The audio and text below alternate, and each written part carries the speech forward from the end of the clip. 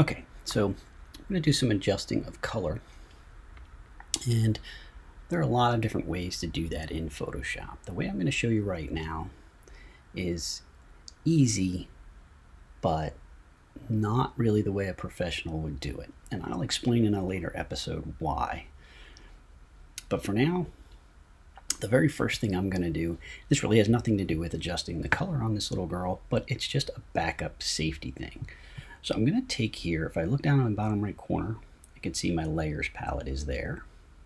And I have a background layer. It's the only layer I have on this file at the moment.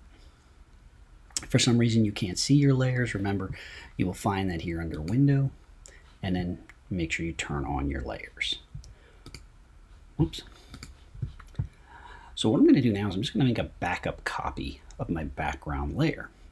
And to do that, I'm going to grab that layer, and I'm going to drag it onto the little square plus icon here at the bottom of the palette. And all that's going to do is it's going to take my original background layer, it's going to make a duplicate copy of it and put it right on top of it. So it's kind of like I have the same picture sitting on top of itself now. The good news about that is if I totally screw up this guy, then I still have my original in the background there to go back to. So it's just kind of a safety thing. It'll also let me, as an instructor, go back and see where you started. If I go back and look at that original background layer, then I can see all the things you've done to it. Now, one very important thing to keep in mind now, once you have more than one layer, it's very important that you pay attention to which layer you're working on. Okay, because see how right now my background copy is highlighted. That's good. That means that the layer that's on top is the one I'm working on. You always look down through the stack of layers. So this guy is sitting on top of this guy is underneath. What you don't want to do is have this guy sitting on top, but then have this layer selected. Because at the moment, I can't see this layer, right? Because this one's sitting on top of it. That's this picture of a little girl over here. But this picture of the little girl is sort of laying underneath this one. So if I were to try to do something to this little girl right now, it would look like nothing was happening because it's actually happening on the layer underneath. So you got to pay attention to what layer you're on. Okay, so I'm going to go back on my top copy. And now I'm going to go ahead and do some skin adjusting. So again, this is sort of what I would call kindergarten adjustments, but for now, just to get us started, we're going to go that way. So I'm going to go to Image, Adjust, and to Color Balance.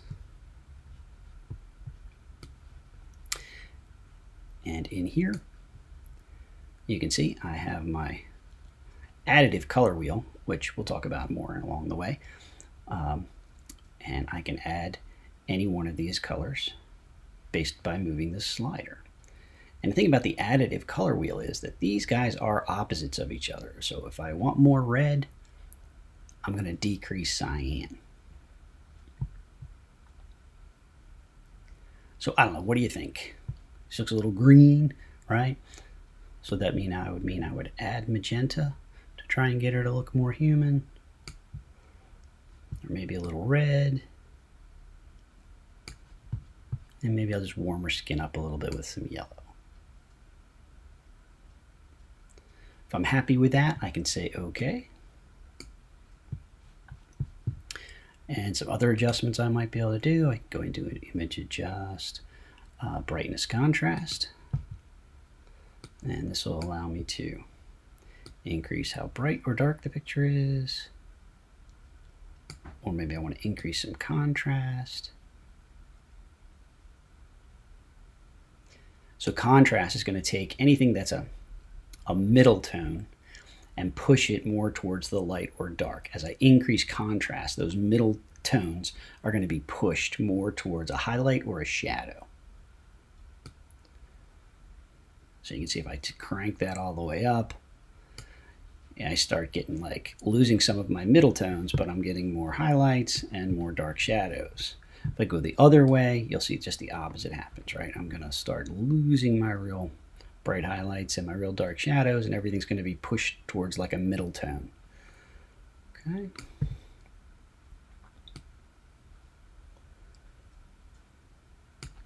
Let's say I'm happy with that. I'm going to say OK. And there are other image adjustments as well that you can always go in and try out. We're going to talk more in a later session about when and why to use other ones. But for now, that's just some real basic adjustments for our image. And you can see down in my layer now, my layer palette, I have my original green background version, and my top background copy has all of my corrections on it. So I'll just go ahead and save this and then call that done.